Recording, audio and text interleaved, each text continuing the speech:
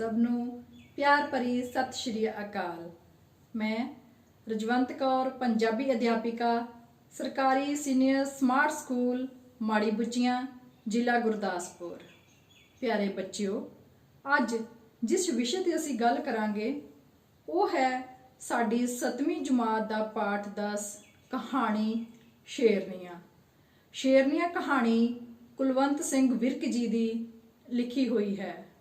इस कहानी विच लेखक अते उसकी पत्नी मुख पात्र का रोल निभाते हैं। इस कहानी विच लेखक ने नौकरी पेशा लड़कियां नूं आउंदियां मुश्किलां ते उन्हां उपर लगियां तोहमतां दा जिक्र किया है।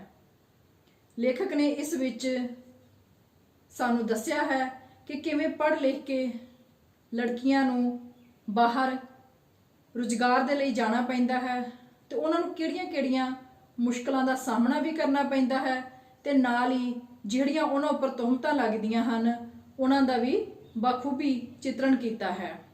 पर समाज द्वारा लगाईयां जांदियां इन्हां तोहमतां दा जदों उन्हां नूं खुद ही पता लगदा है तो इस नूं विच अपनी शर्मिंदगी भी महसूस करते हैं।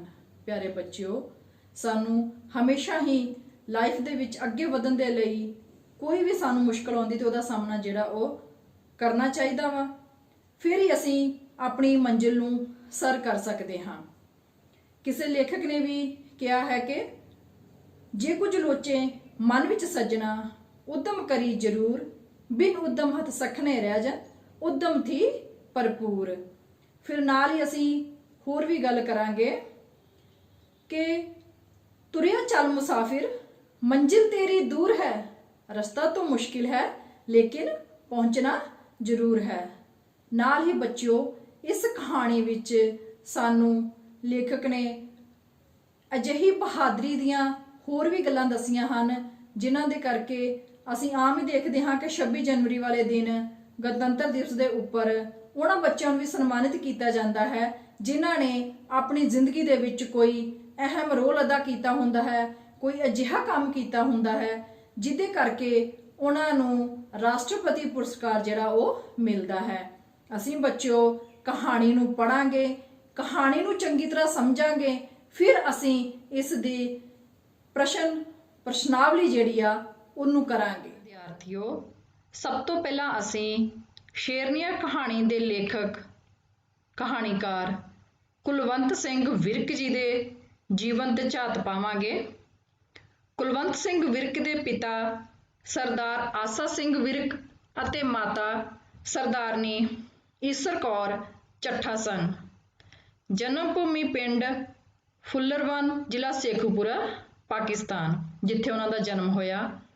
पिंड दे प्राइमरी स्कूल तो 4थी जमात तक उन्होंने विद्या हासिल की। फिर ननकाना साहिब के खालसा हाई स्कूल च पढ़न चले गए।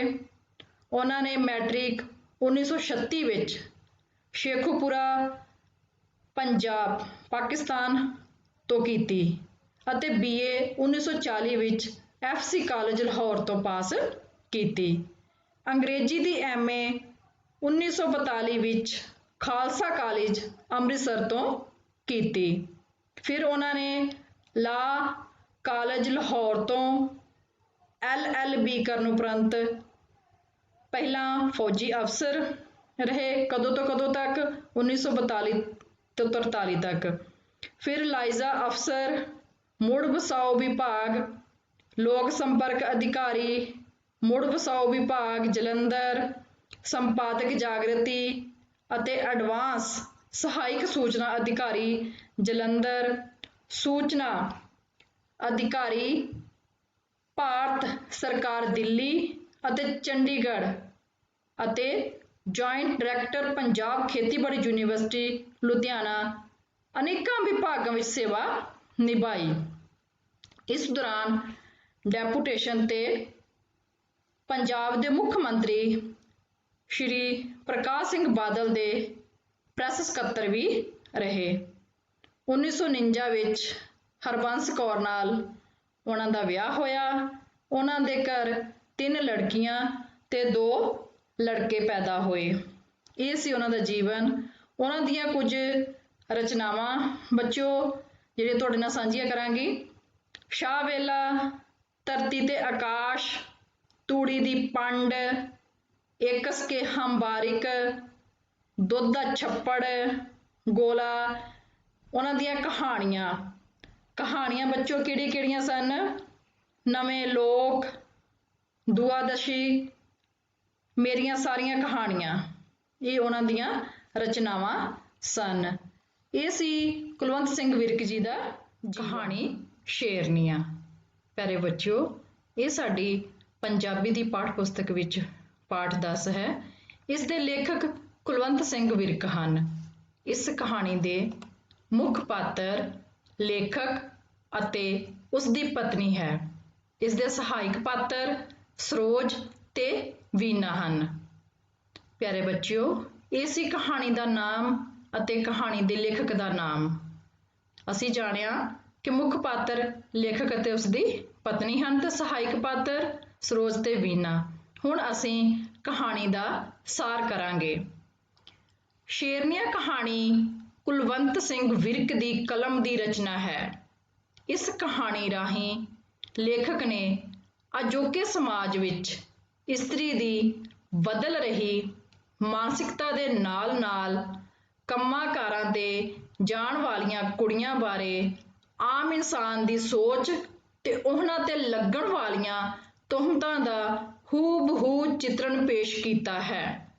ਕਹਾਣੀ ਦਾ ਆਰੰਭ ਉਸ ਵੇਲੇ ਹੁੰਦਾ ਹੈ ਜਦੋਂ ਲੇਖਕ ਦੇ ਸਾਰੇ ਬੱਚੇ ਸੌ ਚੁੱਕੇ ਹੁੰਦੇ ਹਨ, ਪਰ ਨਿੱਕਾ ਕਾਕਾ ਜਾਗ ਰਿਹਾ ਹੁੰਦਾ ਹੈ ਤੇ ਉਹ ਦੋਨੋਂ ਪਤੀ ਪਤਨੀ ਸੌਣ ਤੋਂ ਪਹਿਲਾਂ ਸੈਰ ਕਰਨ ਜਾਣ ਦੀ ਸਲਾਹ ਬਣਾਉਂਦੇ ਹਨ।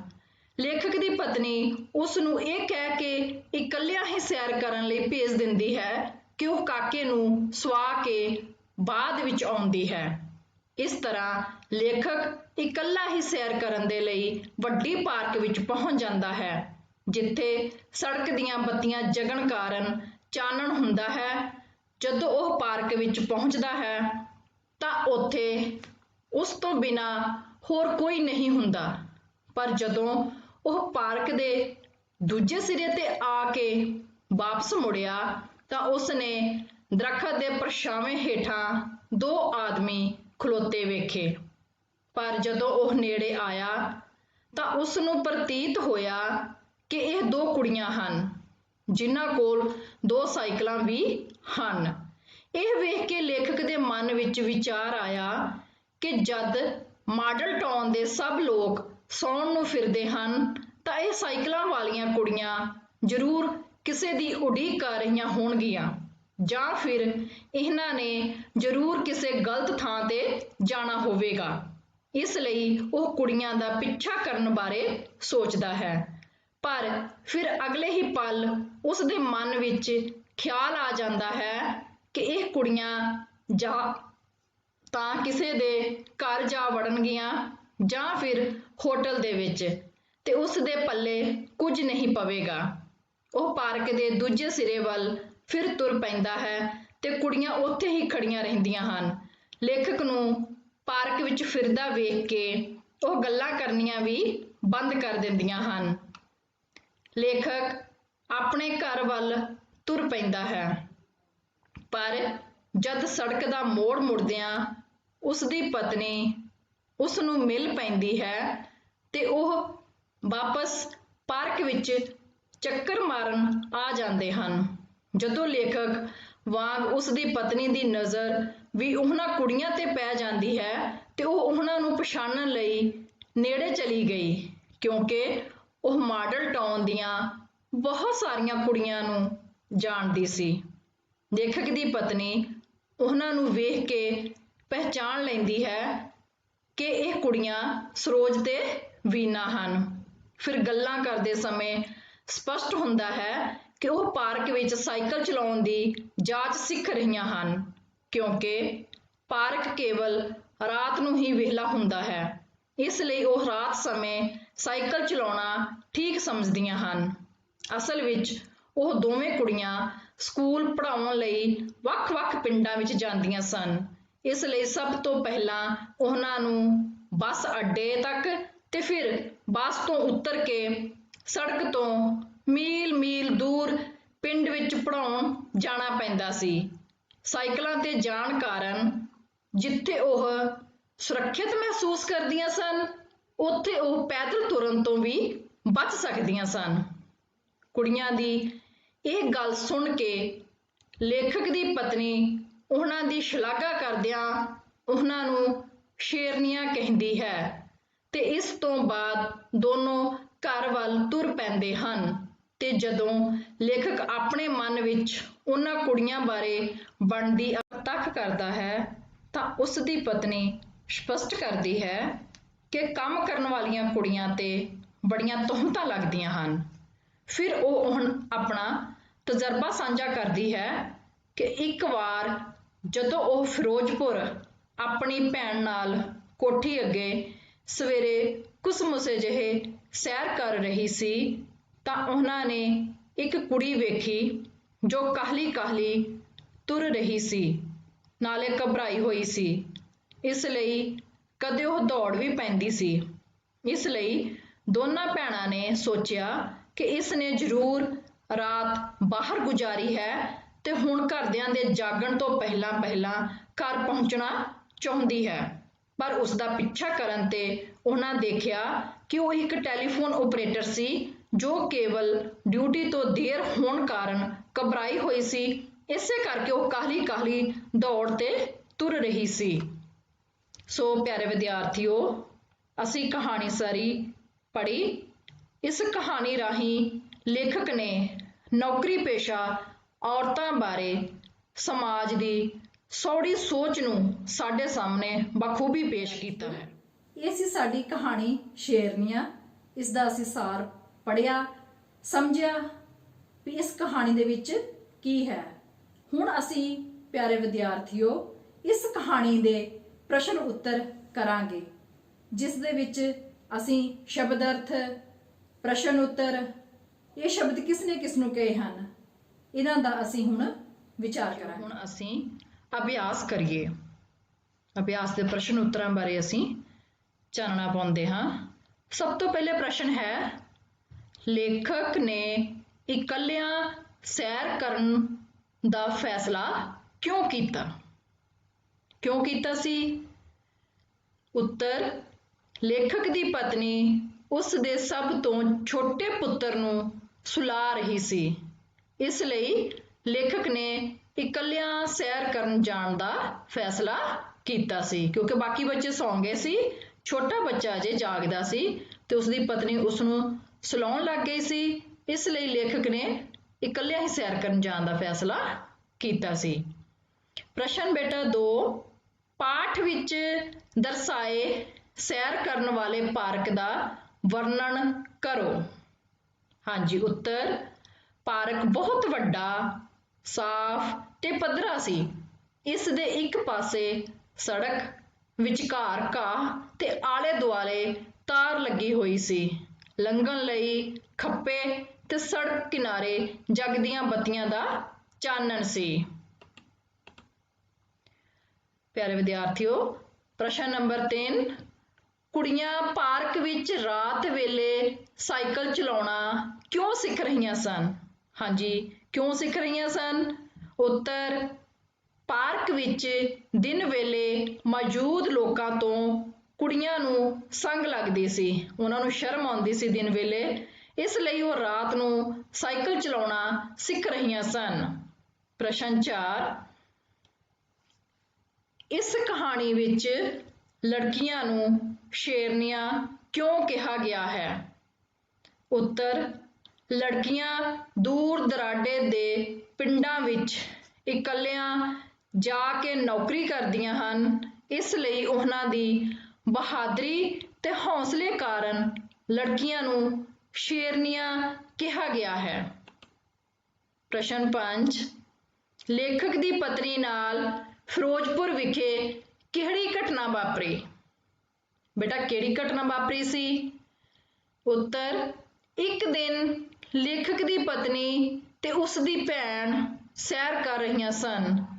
ਉਹਨਾਂ ਨੂੰ ਇੱਕ ਕਾਹਲੀ ਤੁਰਦੀ ਕੁੜੀ ਨੂੰ ਵੇਖ ਕੇ ਸ਼ੱਕ ਪਿਆ ਅਤੇ ਉਹ ਉਸ ਦੇ ਪਿੱਛੇ ਤੁਰ ਪਈਆਂ। ਕੁੜੀ ਟੈਲੀਫੋਨ ਐਕਸਚੇਂਜ ਨੂੰ ਮੁੜ ਪਈ। ਨੌਕਰੀ ਤੋਂ देरी होण कारण ਉਹ ਕਾਹਲੀ ਤੁਰ ਰਹੀ ਸੀ। ਉਹ ਸ਼ਰਮਿੰਦਾ ਹੁੰਦੀਆਂ ਮੁੜ ਆਈਆਂ। ਪਿਆਰੇ ਵਿਦਿਆਰਥੀਓ, ਇਹ ਸੀ ਸਾਡੇ ਪ੍ਰਸ਼ਨ ਉੱਤਰ। ਹੁਣ ਅਸੀਂ ਸ਼ਬਦ ਅਰਥ ਕਰਾਂਗੇ। ਸਭ ਤੋਂ ਪਹਿਲਾ ਸ਼ਬਦ ਹੈ ਚਾਰਾ ਕਰਨਾ। ਚਾਰਾ ਕਰਨਾ, ਕੋਸ਼ਿਸ਼ ਕਰਨੀ। ਖੱਪੇ ਛੱਡਣਾ, ਕਿਤੇ ਕਿਤੇ ਖਾਲੀ ਥਾਂ ਛੱਡਣੀ। ਪਰਛਾਵਾਂ, ਸਾਇਆ, ਅਕਸ਼। ਚਾਅ ਚੜ੍ਹਨਾ, ਖੁਸ਼ੀ ਹੋਣੀ। ਤੁਹਮਤ ਲਾਉਣਾ, ਦੋਸ਼ ਲਾਉਣਾ, ਇਲਜ਼ਾਮ ਲਾਉਣਾ। ਝੂਠੀ ਮੂਠੀ, ਐਵੇਂ ਹੀ ਬਨਾਉਟੀ ਗੱਲ। ਕੁਸਮੁਸਾ, ਮੂੰਹ ਹਨੇਰਾ। ਉਜਾੜ, ਬੀਆਬਾਨ। ਸੁੰਨੀ ਥਾਂ। ਅੱਪੜਨਾ, ਪਹੁੰਚਣਾ। ਸ਼ਲਾਘਾ, ਸਿਫਤ, ਉਸਤਤ।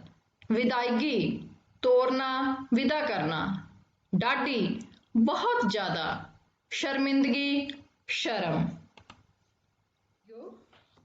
ਆਓ ਹੁਣ ਅਸੀਂ ਆਪਣੀ ਅਗਲੀ ਵਰਕਸ਼ੀਟ ਕਰਦੇ ਹਾਂ। ਇਹ ਸ਼ਬਦ ਕਿਸ ਨੇ ਕਿਸ ਨੂੰ ਕਹੇ? ਪਹਿਲਾ ਹੈ ਪਤਾ ਨਹੀਂ ਇਹ ਕਿਹੜੀਆਂ ਨੇ ਸਾਈਕਲ ਸਿੱਖਦੀਆਂ। ਇਹ ਸ਼ਬਦ ਕਿਸ ਨੇ ਕਿਸ ਨੂੰ ਕਹੇ ਸਨ? ਲੇਖਕ ਦੀ ਪਤਨੀ ਨੇ ਲੇਖਕ ਨੂੰ ਕਹੇ। ਇਹ ਸ਼ਬਦ ਕਿਸ ਨੇ ਕਹੇ? ਲੇਖਕ ਦੀ ਪਤਨੀ ਨੇ ਲੇਖਕ ਨੂੰ ਕਹੇ। ਨੰਬਰ 2 ਉੱਪਰ, ਨਹੀਂ ਭੈਣ ਜੀ, ਅਜੇ ਤਾਂ ਅਸਾਂ 2-3 ਚੱਕਰ ਲਾਏ ਨੇ, ਉਂਝ ਸਾਨੂੰ ਸੰਗ ਆਉਂਦੀ ਏ। ਇਹ ਸ਼ਬਦ ਬੇਟਾ ਕਿਹਨਾਂ ਨੇ ਕਿਸ ਨੂੰ ਕਹੇ ਸਨ? ਵੀਨਾ ਨੇ ਲੇਖਕ ਦੀ ਪਤਨੀ ਨੂੰ ਕਹੇ। ਨੰਬਰ 3, ਭਈ ਬੜਾ ਔਖਾ ਕੰਮ ਏ ਸਾਈਕਲ ਨਾਲ ਵੀ। ਤੁਸੀਂ ਤੇ ਸ਼ੇਰਨੀਆਂ ਹੋ, ਖੌਰੇ ਕਿੱਡਾ ਕੁ ਦਿਲ ਏ ਤੁਹਾਡਾ। ਲਿਆ ਖਾਂ ਭਲਾ ਵੇਖਾਂ। ਇਹ ਸ਼ਬਦ ਕਿਸ ਨੇ ਕਹੇ ਸਨ? ਬੱਚਿਓ, ਇਹ ਸ਼ਬਦ ਲੇਖਕ ਦੀ ਪਤਨੀ ਨੇ ਵੀਨਾ ਤੇ ਸਰੋਜ ਨੂੰ ਕਹੇ ਸਨ। ਬੇਟਾ ਇਹ ਸਨ ਸਾਡੇ ਕਿ ਸ਼ਬਦ ਕਿਸ ਨੇ ਕਿਸ ਨੂੰ ਕਹੇ ਸਨ। ਹੁਣ ਅਸੀਂ ਵਿਆਕਰਣ ਕਰਾਂਗੇ ਜੋ ਸਾਡੀ ਅਭਿਆਸ ਵਿੱਚ ਹੈ। ਇਸ ਵਿੱਚ ਹੈ ਕਿ ਬਹੁਤੇ ਸ਼ਬਦਾਂ ਦੀ ਥਾਂ ਇੱਕ ਸ਼ਬਦ ਕੀ ਹੁੰਦਾ ਹੈ। ਇਸ ਦੀ ਵਰਤੋਂ ਅਸੀਂ ਕਿੱਥੇ ਕਰਦੇ ਹਾਂ? ਹਰ ਮਨੁੱਖ ਚਾਹੁੰਦਾ ਹੈ ਕਿ ਉਹ ਬੋਲਣ ਜਾਂ ਲਿਖਣ ਵੇਲੇ ਆਪਣੀ ਗੱਲ ਥੋੜ੍ਹੇ ਤੋਂ ਥੋੜ੍ਹੇ ਸ਼ਬਦਾਂ ਵਿੱਚ ਸਪਸ਼ਟ ਤੌਰ ਤੇ ਕਹਿ ਸਕੇ। ਇਸ ਲਈ ਬਹੁਤੇ ਸ਼ਬਦਾਂ ਦੀ ਥਾਂ ਇੱਕ ਸ਼ਬਦ ਦੀ ਵਰਤੋਂ ਕਰਦਾ ਹੈ ਜਾਂ ਵਰਤੋਂ ਕੀਤੀ ਜਾਂਦੀ ਹੈ। ਤੁਸੀਂ ਸਮਝ ਗਏ ਹੋਵੋਗੇ ਕਿ ਅਸੀਂ ਆਪਣੀ ਗੱਲ ਜਿਹੜੀ ਆ ਉਸ ਨੂੰ ਦੂਸਰੇ ਦੇ ਸਾਹਮਣੇ ਬਿਲਕੁਲ ਥੋੜ੍ਹੇ ਸ਼ਬਦਾਂ ਦੇ ਵਿੱਚ ਕਲੀਅਰ ਕਰਨਾ ਚਾਹੁੰਦੇ ਹਾਂ, ਉਹਨੂੰ ਸਪਸ਼ਟ ਕਰਨਾ ਚਾਹੁੰਦੇ ਹਾਂ। ਉਸ ਨੂੰ ਹੀ ਅਸੀਂ ਕਹਿੰਦੇ ਹਾਂ ਕਿ ਬਹੁਤੇ ਸ਼ਬਦਾਂ ਦੀ ਥਾਂ ਇੱਕ ਸ਼ਬਦ ਦੀ ਵਰਤੋਂ ਕਰਨੀ। ਅਸੀਂ ਤੁਹਾਨੂੰ ਕੁਝ ਸ਼ਬਦ ਦਿੱਤੇ ਹਨ, ਤੁਸੀਂ ਉਹਨਾਂ ਦੇ ਆਨਸਰ ਦੇਣੇ, ਜਵਾਬ ਦੇਣੇ ਆ। ਸਭ ਤੋਂ ਪਹਿਲੇ ਬੱਚੋ ਹੈ ਉਹ ਥਾਂ ਜਿੱਥੇ ਕੋਈ ਨਾ ਵਸਦਾ ਹੋਵੇ। ਉਹ ਥਾਂ ਕਿਹੜੀ ਹੁੰਦੀ ਹੈ? ਜਿੱਥੇ ਕੋਈ ਵੀ ਨਾ ਰਹਿੰਦਾ ਹੋਵੇ, ਕੋਈ ਵਸਦਾ ਹੀ ਨਾ ਹੋਵੇ। ਬੇਟਾ ਉਸ ਥਾਂ ਨੂੰ ਕਹਿੰਦੇ ਹਨ ਉਜਾੜ। ਕੀ ਕਹਿੰਦੇ ਨੇ? ਉਜਾੜ। ਜਿੱਥੇ ਕੋਈ ਵੀ ਨਹੀਂ ਆ, ਉਹ ਕੀ ਆ? ਉਜਾੜ। ਨੰਬਰ 2 ਉੱਪਰ ਹੈ ਵਾਕ ਬਹੁਤੀਆਂ ਕੌਮਾਂ ਨਾਲ ਸੰਬੰਧ ਰੱਖਣ ਵਾਲਾ। ਜਿਹੜਾ ਬਹੁਤ ਸਾਰੀਆਂ ਕੌਮਾਂ ਨਾਲ ਸੰਬੰਧ ਰੱਖਦਾ, ਉਸ ਨੂੰ ਅਸੀਂ ਕੀ ਕਵਾਂਗੇ? ਇੱਕ ਸ਼ਬਦ ਉਹਦੇ ਲਈ ਕਿਹੜਾ ਵਰਤਾਂਗੇ? ਕੁਮਾਂਤਰੀ। ਕਿਹੜਾ ਸ਼ਬਦ ਵਰਤਾਂਗੇ? ਕੁਮਾਂਤਰੀ। ਇਸੇ ਤਰ੍ਹਾਂ ਹੀ ਅਗਲਾ ਵਾਕ ਹੈ ਆਪਣੇ ਜੀਵਨ ਦਾ ਲਿਖਿਆ ਹਾਲ। ਜਦੋਂ ਕੋਈ ਆਪਣੇ ਜੀਵਨ ਦਾ ਹੀ ਹਾਲ ਲਿਖਦਾ, ਉਸ ਨੂੰ ਅਸੀਂ ਕੀ ਕਹਿੰਦੇ ਹਾਂ? ਉਸ ਦੇ ਲਈ ਇੱਕ ਸ਼ਬਦ ਕਿਹੜਾ ਵਰਤਦੇ ਹਾਂ? ਸਵੈ ਜੀਵਨੀ। ਸਵੈ ਜੀਵਨੀ, ਜਿਹੜਾ ਅਸੀਂ ਆਪਣੇ ਜੀਵਨ ਦਾ ਹਾਲ ਲਿਖਦੇ ਹਾਂ। ਅਗਲਾ ਵਾਕ ਹੈ ਕਿਸੇ ਲੇਖਕ ਜਾਂ ਕਲਾਕਾਰ ਦੀ ਉੱਤਮ ਰਚਨਾ। ਕਿਸੇ ਲੇਖਕ ਜਾਂ ਕਲਾਕਾਰ ਨੇ ਕੋਈ ਰਚਨਾ ਕੀਤੀ, ਉਹਦੀ ਉੱਤਮ ਰਚਨਾ, ਉਸ ਰਚਨਾ ਨੂੰ ਅਸੀਂ ਇੱਕ ਸ਼ਬਦ ਉਹਦੇ ਲਈ ਕਿਹੜਾ ਵਰਤਾਂਗੇ? ਸ਼ਾਹਕਾਰ। ਸ਼ਾਹਕਾਰ ਉਹਦੀ ਰਚਨਾ। ਜਿਹੜੀ ਗੱਲ ਬਹੁਤ ਵਧਾ ਚੜਾ ਕੇ ਕੀਤੀ ਜਾਵੇ। ਗੱਲ ਥੋੜ੍ਹੀ ਆ ਪਰ ਉਹਨੂੰ ਬਹੁਤ ਹੀ ਵਧਾ ਚੜਾ ਕੇ ਕੀਤਾ ਜਾਵੇ, ਉਸ ਨੂੰ ਅਸੀਂ ਕੀ ਕਵਾਂਗੇ?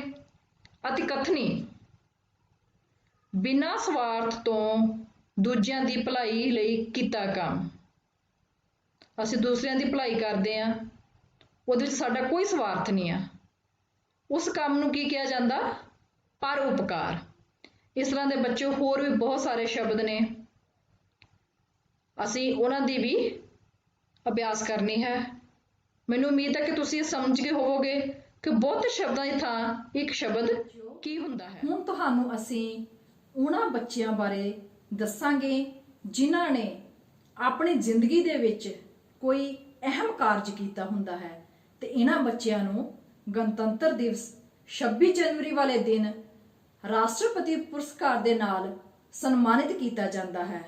ਇਹ ਉਹ ਬੱਚੇ ਹੁੰਦੇ ਹਨ ਜਿਨ੍ਹਾਂ ਨੇ ਮੁਸ਼ਕਲ ਘੜੀ ਦੇ ਵਿੱਚ ਸਮਾਜ ਦੇ ਲਈ ਇੱਕ ਅਹਿਮ ਯੋਗਦਾਨ ਦਿੱਤਾ ਹੁੰਦਾ ਹੈ ਤੇ ਇਹਨਾਂ ਬੱਚਿਆਂ ਦੀ ਬੇਟੋ ਤੁਹਾਨੂੰ ਹੁਣ ਜਾਣਕਾਰੀ ਦਿੰਨੇ ਆ ਤੇ ਤੁਸੀਂ ਇਹਨਾਂ ਬੱਚਿਆਂ ਬਾਰੇ ਜਾਣੋ। ਹੁਣ ਅਸੀਂ ਉਹਨਾਂ ਬੱਚਿਆਂ ਦੀ ਗੱਲ ਕਰਾਂਗੇ ਜਿਨ੍ਹਾਂ ਨੇ ਆਪਣੇ ਜੀਵਨ ਦੇ ਵਿੱਚ ਕੋਈ ਮਹਾਨ ਕਾਰਜ ਕੀਤਾ ਹੁੰਦਾ ਤੇ ਉਹਨਾਂ ਬੱਚਿਆਂ ਨੂੰ ਰਾਸ਼ਟਰਪਤੀ ਵੱਲੋਂ ਗਣਤੰਤਰ ਦਿਵਸ 26 ਜਨਵਰੀ ਵਾਲੇ ਦਿਨ ਸਨਮਾਨਿਤ ਕੀਤਾ ਜਾਂਦਾ ਹੈ। ਬੇਟਾ ਬਹੁਤ ਸਾਰੀਆਂ ਉਦਾਹਰਨਾਂ ਮਿਲਦੀਆਂ ਜਿੱਥੇ ਸਾਨੂੰ ਆਪਣਾ ਖੁਦ ਦਾ ਬਚਾਅ ਵੀ ਕਰਨਾ ਪੈਂਦਾ ਤਾਂ ਅਸੀਂ ਕਿਸੇ ਮੁਸੀਬਤ ਵਿੱਚ ਫਸੇ ਦੂਸਰਿਆਂ ਦੀ ਮਦਦ ਵੀ ਕਰਦੇ ਹਾਂ ਤੇ ਉਸ ਸਮੇਂ ਸਾਨੂੰ ਬਾਅਦ ਵਿੱਚ ਸਨਮਾਨ ਪੱਤਰ ਮਿਲਦਾ ਹੈ। ਇਹਦੇ ਵਿੱਚ ਭਾਰਤ ਦੇ 67ਵੇਂ ਗਣਤੰਤਰ ਦਿਵਸ ਦੇ ਮੌਕੇ ਉੱਤੇ 25 ਬੱਚਿਆਂ ਨੂੰ ਰਾਸ਼ਟਰਪਤੀ ਬਹਾਦਰੀ ਪੁਰਸਕਾਰ ਦਿੱਤੇ ਗਏ। ਇਹਨਾਂ ਵਿੱਚੋਂ 22 ਲੜਕੇ ਸਨ ਤੇ 3 ਲੜਕੀਆਂ।